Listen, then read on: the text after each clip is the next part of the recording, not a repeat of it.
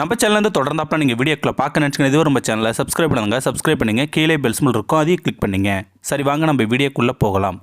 வணக்கம் நண்பர்களே. 2 அணில்கள் மரத்தில் ஏறி ஓடி விளையாடி கொண்டிருந்தன. அதில் ஒரு அணிலுக்கு கடவுள் பக்தி அதிகம். எந்த காரியத்தை செய்தாலும் இறை சிந்தனை செய்துவிட்டு செய்வதும் ஒவ்வொரு நன்மையிலும் கடவுளுக்கு நன்றி செலுத்துவதும் அதன் வழக்கம். அதன் நண்பனான மற்ற அணிலுக்கோ கடவுள் நம்பிக்கை கிடையாது. திட்டமிட்டு செயல்புரியும் புத்திசாலிக்கு கடவுளே தேவையில்லை என்று அடிக்கடி சொல்லும். அத்துடன் மற்ற அணிலையும் கேலி செய்து சிரிக்கும்.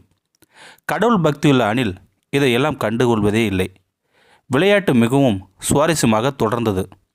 நேரம் போவதே தெரியவில்லை. உற்சாகத்துடன் ஓடிக்கொண்டிருக்கும் போது பக்திமான அணில் பிடிவலிக்கு மரத்திலிருந்து கீழே விழுந்துவிட்டது. காயம் எதுவும் படவில்லை என்றாலும் கொஞ்சம் வயிற்றில் அடிபட்டு வலித்தது. பெரிய ஆபத்திலிருந்து என்னை காப்பாற்றிய கடவுளே உங்களுக்கு நன்றி என்றது அந்த பக்திமான அணில். இதை கேட்டதும் மரத்திலிருந்த அணில் சிரி என்று சிரித்தது.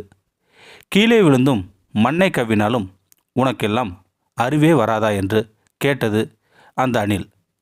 உன் கடவுள் எதுக்காக உன்னை தள்ளிவிட்டார்னு கொஞ்சம் அவர்கிட்டே கேட்டு சொல்ல என்று சொல்லி மீண்டும் கிண்டலாய் சிரித்தது அந்த மரத்தின் மேல் இருக்கும் அணில். பக்தியுள்ள அணில் சொன்னது, கடவுளை நம்புகிற நாங்கள் எல்லாம் துன்பப்படுத்தப்பட்டும் கைவிடப்படுவதில்லை, கீழே தள்ளப்பட்டும் மடிந்து போவதே இல்லை.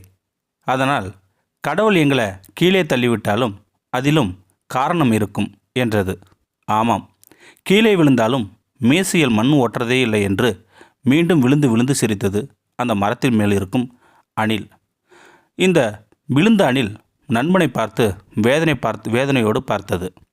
கண்களை மூடி விண்ணை நோக்கி, கடவுளே, இந்த அவமானத்துக்கும் வலிக்கும் ஏதுவாய் நான் ஏதேனும் தவறு செய்திருந்தா மன்னித்து விடு என்றது.